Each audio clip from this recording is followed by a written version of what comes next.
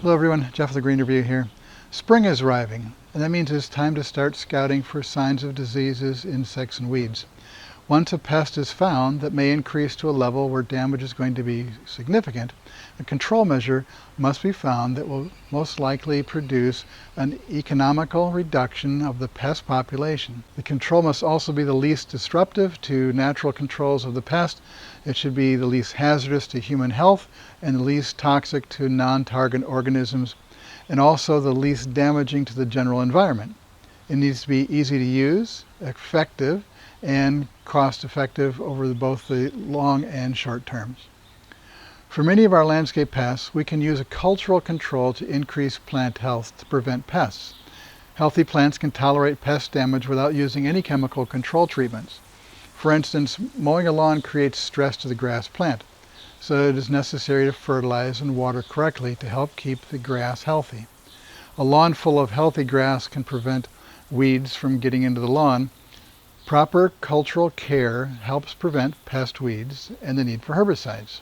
Some plant diseases can be prevented by using plants that have a natural genetic resistance to the disease.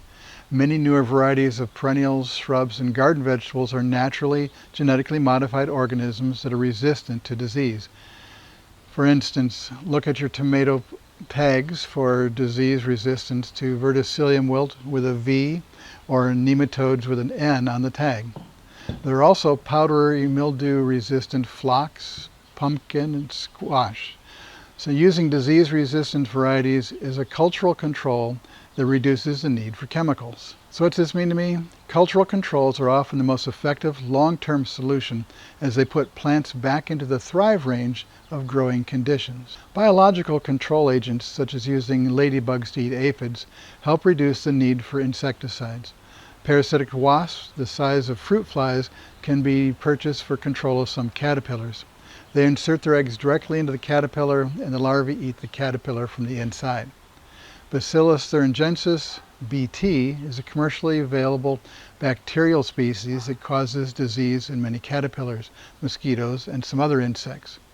It is found in many products, but be sure to get one with the variety of BT that affects your problem insect.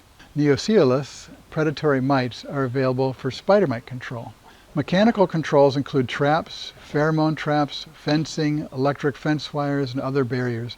Mechanical control for insects includes floating row covers over vegetable crops to exclude flea beetles, cucumber beetles, and the adults of the onion, carrot, cabbage, and corn rootworm maggots. Many people rely on chemicals for pest control as their first option, without looking at biological controls, cultural controls, and mechanical controls. Chemical controls may not be as effective as other types of controls, and many pests have developed resistance to common chemical controls.